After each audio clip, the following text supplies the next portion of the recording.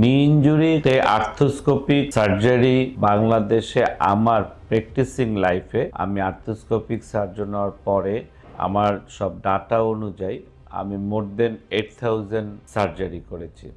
তার মধ্যে majority percent ACL, তারপরে হচ্ছে গিয়া পিসিএল আর মিনিসকাস। তারপরে তো আমার এই মোর দেন 8,000 এসিএল সার্জারির মধ্যে আমি কনফিডেন্টলি বলতে পারি কমপ্লিকেশন লেস দেন 1%। কমপ্লিকেশন কি হয়?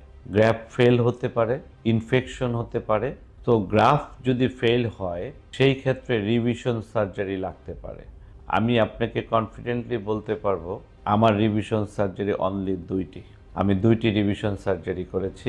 বোথ লিগামেন্ট সার্জারির এসিএল এবং পিসিএল করেছি 10% এবং 60 to 70% ACL and rest of the PCL surgery. They are doing well, তারা খুবই ভালো আছেন এবং কনফিডেন্টলি তারা তাদের দৈনন্দিন জীবন এবং তাদের যে স্বাভাবিক কর্মক্ষমতা সেটা কিন্তু তারা তাদের কর্মযোগে যোগ দিয়েছেন এবং করতে পারছেন।